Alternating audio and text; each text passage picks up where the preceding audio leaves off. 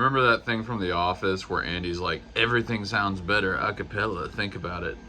I think that's starting to be how I feel about the Fender Rhodes. Man, I don't know if it's the vintage vibes or what, but I feel like that instrument's starting to get me to think really philosophically and stuff. I was just sitting here drinking coffee. For some reason, I just started thinking about the idea of dogma. I mean, kind of specifically in spirituality, but I guess this could apply to a lot of things. I always like to preface these things with, I'm cool with people of almost any belief. I'm not going to chase you off with a broom like a stray rabid cat. Maybe one exception would be if you're some kind of hipster, like weird adherent to an ancient Aztec religion where you rip people's hearts out. That's a little bit whack. Maybe if it's consensual. I don't know. But I was thinking about the question of dogma, and like, it's interesting because I think there's this dichotomy with what I would just broadly call spirituality. There's always like new viewers. I guess I should mention that I'm an ordained minister, strictly speaking, and I worked for a famous Christian apologist. And that's kind of how I got into philosophy, so that's sort of why I'm thinking of some of this stuff. I think a thing I sort of figured out, other people kind of said this, but I think I put it together, is that science and philosophy, really philosophy, science is like a subset of philosophy, but philosophy is for order, and it's really for organizing and traversing things we understand. You know, these are kind of generalizations, but you know, philosophy is like, here's a bunch of stuff we've experienced and we kind of know about, and we sort of can quantify it, and we're going to figure out patterns that make sense within that, which is great. You know, I love it. I'm here for it. And, you know, especially past 100, 200 years, we've experienced and figured out a lot of stuff. And that's pretty cool. You know, science has figured out a lot of things about the natural world and whatnot. And philosophically, it's kind of good to understand those things and figure out sort of emergent truths from them, let's say. And that all seems really great. And we've gotten to a point in our society where we feel like we kind of only need that. Like, we've just made so much sense of the natural world or whatever that we kind of feel like, hey, maybe that's enough. Right? You can get bewitched. This is just a general comment. You can get bewitched by what you understand so much that you kind of forget there's a bunch of stuff you don't understand. And especially in a very safe, modern society, unlike the barbaric past that we all come from, you can kind of just feel like for a long time that's going to be fine. For many people it will be, but there's still the question of just like all this stuff that's outside of our understanding, and really all the things that might be literally impossible for humans to understand. And it feels like in our modern era there just must be nothing that humans could never understand. You know, we've gotten to this point where we're in love with what we know. And it's understandable, like I said, because we've figured out and made and developed so much. I feel like drawing a Venn diagram. Maybe that's what the whiteboard should have been for. But just imagine there was a big circle, and that circle is called everything that exists. And then there's going to be another circle within that giant circle that's called what we understand. And you don't have to go back that far before we kind of didn't really understand very much at all. So imagine big circle, everything that could be known or everything that exists. Tiny circle 1,000 years ago, what we actually understand. And like, as modernity and science and all these things have gotten going, that circle's gotten bigger and bigger. And eventually the circle's big enough, you know, we're in this little circle and we just think the big circle doesn't exist.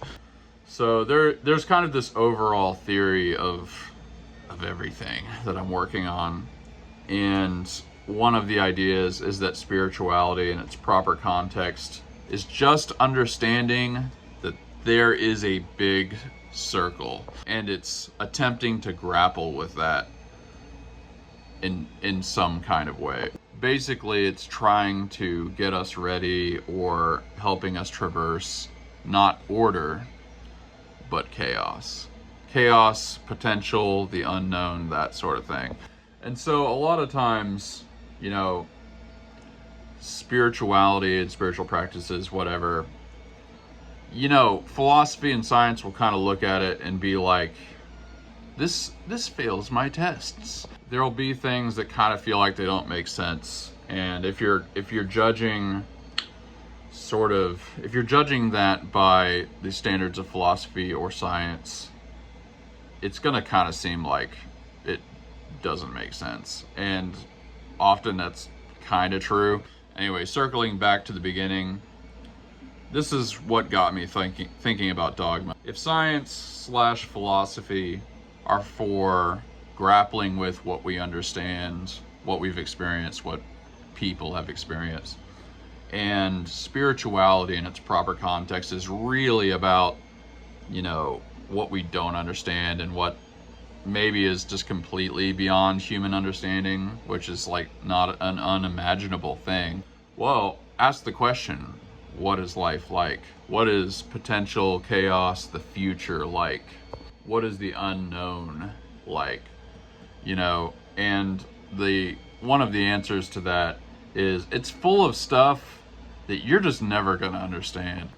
There's just so many things in life that maybe somebody could understand them.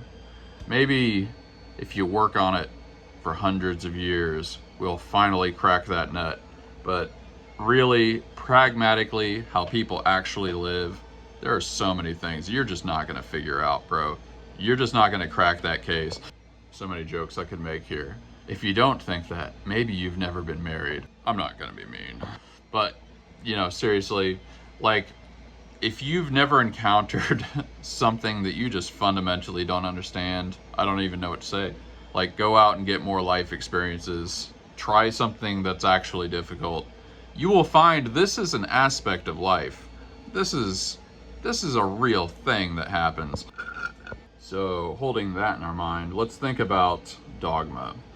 Dogma is kind of, maybe people could define it different ways. It's just sort of the idea that there are things we just gotta accept. You know, there are just ideas or beliefs that we're not gonna like have a big discussion about it. We're just saying this is a thing we believe. We're not gonna try to justify it. We're not getting into the weeds on this. We're just saying, yep, I think that. And obviously, this is like the thing that fails the test of philosophy or science and stuff. Like nothing, you know, in a purely philosophical or scientific worldview, nothing is that. Like there's just no place for dogma. It's like the essential thing that makes philosophy and religion / spirituality different. The moment you just openly accept something dogmatically in philosophy or science, that's like the same thing as failing. And maybe they sometimes do that. I would say that's how you know you've crossed the line. Like if something's saying it's science and then there's just some stuff like, well, just believe it. Yeah, you're not doing science anymore, bro. So I guess the obvious question is, well, okay, if this fails the tests of philosophy and science, why would this be acceptable in spirituality? Why would this be okay? And it occurs to me, the reason is probably because if spirituality is for traversing or negotiating with, navigating chaos and the future and the unknown, that's what the unknown is like. It's because these two things are doing different, kind of opposite things. Of course, if you have a set of information that is a complete set of information theoretically, you can't just like, there's no room for dogma in that. Like, if you don't know something, you find out. You just figure out what it is. Like if you have a spreadsheet and you have 100 entries that you're analyzing and somebody says, ignore those 20 entries, that's the wrong answer. Like, why? You're gonna have to give me some reason why I have to not look at that. We're not just gonna accept that we're not looking at those 20 entries. But yeah, when you think about it, it's like, okay, the future's not like that. All right. Even if you're really wise and really knowledgeable, the wise man knows there's a bunch of stuff he's going to encounter if he lives long enough that he's not going to understand. Like maybe if you're right at the end, you know, and you're like, probably nothing new is going to happen. But really, humanity is going to face challenges they haven't faced before, obviously. So in any valid spiritual practice, let's say, of course, there's just dogma. Like there's going to be some dogma. You don't want to multiply it. You don't want to go crazy with it. But like, think about the percentage of your life that's just going to include stuff you weren't anticipating, weren't thinking about, and don't understand, and maybe never understand. Any kind of spiritual practice is probably going to have about that percentage of stuff that like, we're just going to have to accept this. I guess the only thing I'm really contending is that 0 dogma is the wrong amount. Life is full of chaos and uncertainty, and like, it just isn't a valid argument that nothing should be accepted dogmatically. We can have a real debate about how much should be. Like I said, it's a very precautionary thing, because you get into this thing where people have all, like, everything they think is something you can't question, and that's pretty bad also. I'm just saying, like, there's some amount that's the right amount. So yeah, coffee thoughts. We're about to get into it. I do very much want to show you the pipe stand. Yep, it pretty much looks like it did in the last episode. I would say this is just the tiniest bit tacky still. I think I'm gonna take some like photos of this and do a montage. Let's get some real natural light in here. I mean, really, look at that wood grain. I am like irrationally, I am irrationally happy with this. Like, this was kind of a piece of junk, and now it looks like something I would pay $150 for at a overpriced gift shop, all with a thing that cost me $1. Like, that's like wizardry right there. We'll put our pipes on it pretty soon. I'm gonna let it dry for just a couple more hours, but it's pretty much there. Let's do a little photo montage, why not?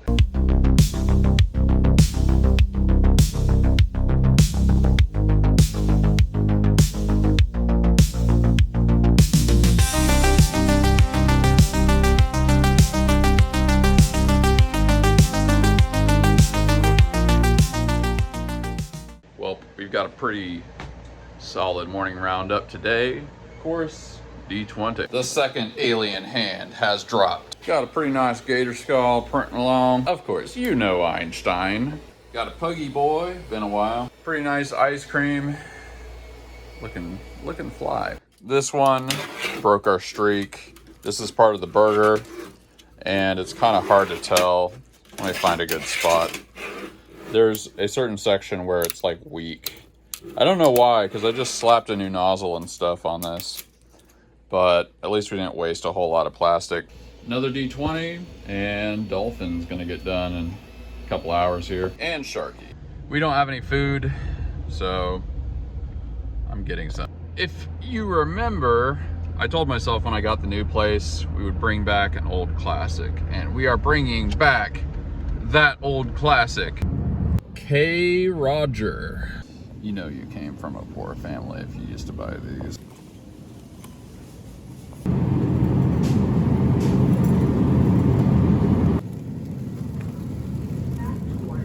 Wow, these are so huge. Okay, that's just weird.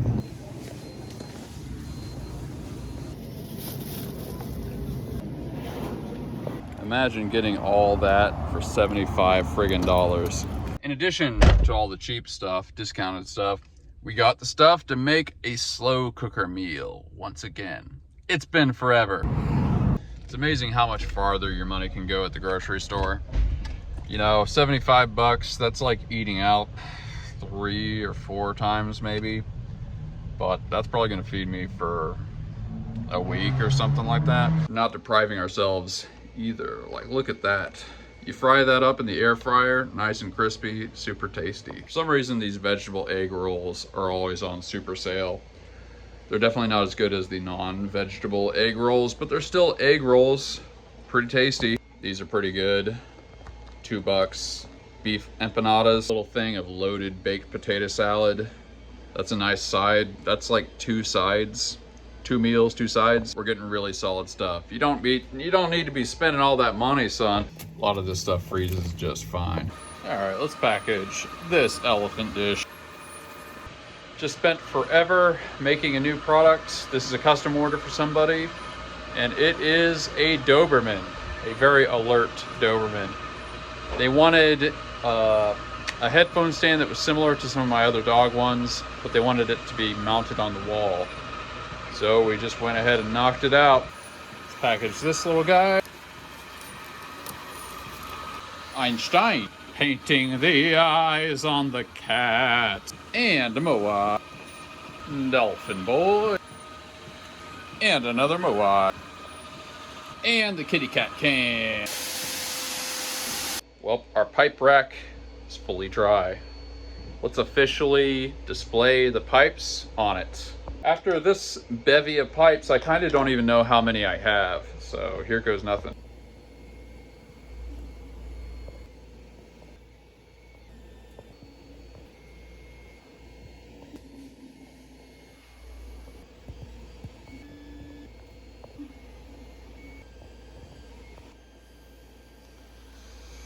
There we go. Ironically, this is completely full. That's fun. Very fun. Oh man, got good and warm today. This, for me at least, is Sunday, and this was an epic week. One of the best weeks of sales ever. Tomorrow's gonna be really, really good. We're gonna make that slow cooker meal. Almost did it today, but it's better to get that stuff started early on so it can kind of stew all day and just get super tender and super good. You guys will see the recipe tomorrow. It's gonna be, I made it before and it's amazing. I love things that save me money, that taste good, and it's really a plus if it's pretty healthy. Slow cooker meals are just the trifecta in that way. Join the Discord. Opar dude shared a very cute picture of his dog. Join the Discord if you want to see it. Joe, question, but more of a dare for the content. Segue to Duncan while wearing the backup donut hat once it's painted. Pick up the coffee like it's just a normal day, record the whole thing. I do not want to have to paint that hat again, but if I had, I would do that. What would be really fun is just to do it every single time. Not just once, but it's like, oh, Dunkin' Donuts time, put on the hat. Funny story, one time when I was a kid, I don't know why, but for like a very brief amount of time, bandanas became like a fad. I want to say this was like middle school. It wasn't cool for very long. Before the internet, fads largely manifested through clothing, or strange clothing more specifically. There was the Dr. Seuss hat fad. There was the tech vest fad of 2003 or something like that. But for just a brief moment there, at least where I grew up, bandanas were like very cool for just such a short amount of time. So I had this one that had purple skulls and crossbones on it. It really looked like something that could be out of some kind of like nu metal music video or something. Like if you think of that Slipknot video where they're in like a house that's falling apart and they're like busting things and throwing bats around and stuff. Like I could have been one of those people in the crowd, except I'd be kind of the dorky looking one. Anyway, the point of this story is one time I was wearing that because I was wearing it all the time during that week that was a fad. And I had a striped shirt on it. And then we went to Long John Silver's. And like, I didn't think about it, but a lot of people were looking at me like I had dressed up to go to Long John Silver's. It was pretty embarrassing, but they had a free jukebox, so it kind of balanced it out. But yes, the Dunkin' Donut hat would kind of be the equivalent of that. Doing it on purpose, though, robs it of its embarrassment power. Hussy Rocks, responding to the thing about ads in the last episode, So you're saying advertising for an already popular product is better. Okay, let me try this for 2 weeks and let you know how it went. Very cool. That's sort of what it is. It's really the conversion rate. I mean, that's almost, you could have an argument about whether those are the same thing. What you want to look at, to my understanding, is how many views that product gets and how much money you make from that listing. And like, it also kind of needs to be a decent amount of sales, because there's flukes. Like if it's like, oh, 2 views, but I've sold $30 from that listing. Well, 2 views, that's kind of a fluke. But if it's like 50 views and you've sold 3 of them, that's pretty good. If you put ads on that product and then optimize the keywords, you're probably going to do good. With ads, you do need to pay attention. Don't just set it and forget it. You know, come back in like a week or 2 and just, or maybe more like a month or something, and just see how it did. Maybe tweak it a bit. And if it's kind of just breaking even, or maybe it's only like 2 to 1, maybe don't do it, you know, unless your margins are just insane. Something I always wonder about, the people that do digital download products, I guess a lot of digital downloads are very cheap, so it might not be worth putting ads on. But if you had something that was like a $10, $15 digital download, it seems like you could maybe do really well with ads. I wonder if there's anybody, is there anybody in the audience that does digital downloads like MP3s or PNGs or anything like that, and you do ads and it does really well? If so, let me know in the comments. RAM Goofy. There was a bunch of stuff, very strange conversation before that, but if you want to read that, join the Discord. Ram Goofy agreed on the Orange Storm Giga. All the YouTube reviewers seem to have a hell of a time with it. Biggest complaint is it's too big. Well, that's kind of obvious. Yeah, maybe we'll try the Soval at some point. I think I'm gonna start pretty soon looking on Facebook Marketplace and different places for more S5s. If I can find some that are in the $600-700 range, that are pretty close, like 3-4 hours away max, I'll probably start getting some pretty soon, because I think this Christmas is going to be crazy. I think even 7 functional printers going at once may not be enough. Back Monkey. Ken's Pizza. Wow. Grew up eating at Ken's in the 70s and 80s. Blast from the past. They were a much bigger chain than I ever realized as a kid. Man, I haven't even heard of them. I'm going to have to Google that now. Very cool. Kenneth Toro says, that keyboard has some soul. Love it when you play. Anyways, as soon as a customer asks a certain question, I automatically ignore them. I know they're trouble. Unfortunately, on eBay, once they order, I'm stuck with them. This headphone dude is a complete dick. Man, I'm trying to remember on eBay. Can you not cancel orders on eBay? I feel like maybe there's a thing where they punish you for doing it. I don't remember. It's been a long time. And Christensen. We are officially one obscure musical instrument purchase away from M3's 3D creating a 2025 version of 9 Inch Nails. I should figure out the thing on here. Maybe I will real quick. Don't say I never did anything for you.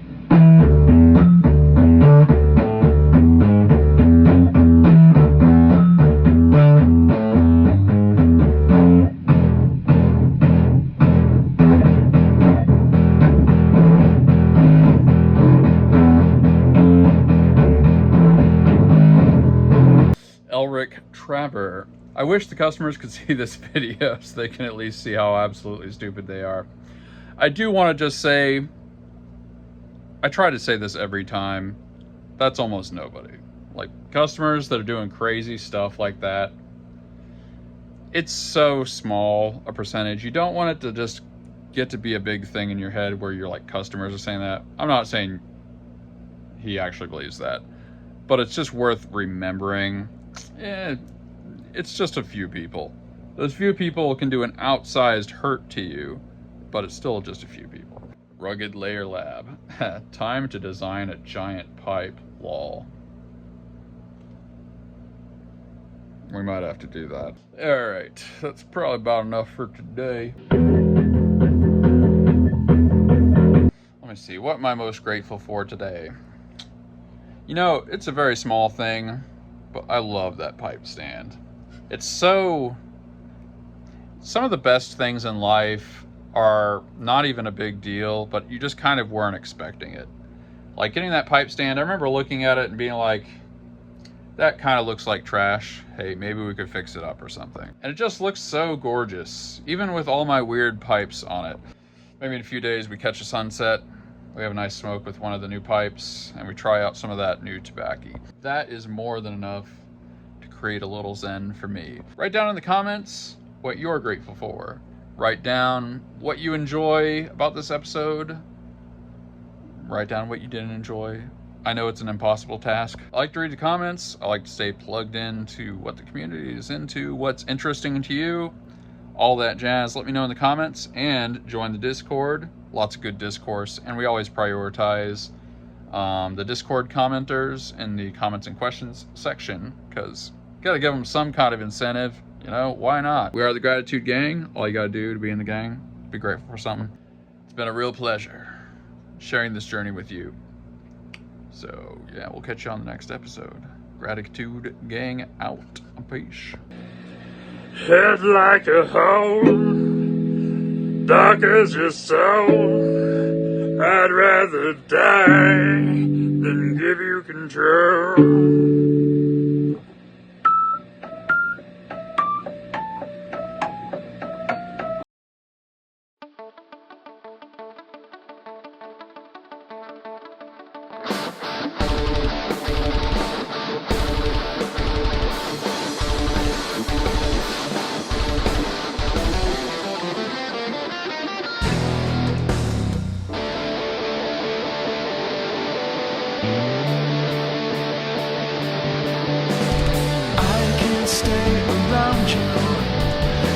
Say what I need. This blinding arm of lessons I'm seeing to believe. Standing in a moment, what has been is cast aside, frozen there as time rode. I know that you must have died.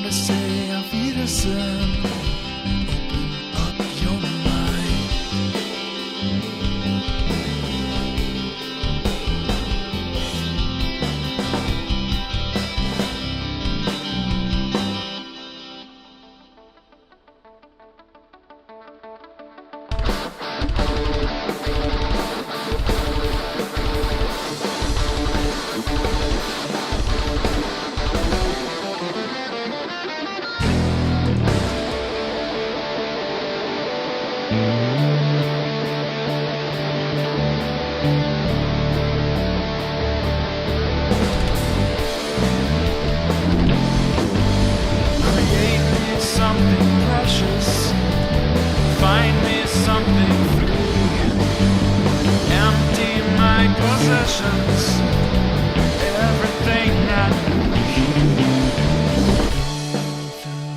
oceans, and we're all going to die.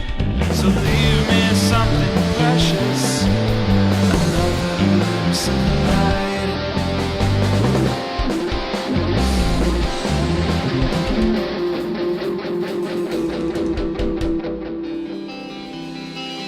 Lion waves surround you. Open up your light, time to say a Wiedersehen.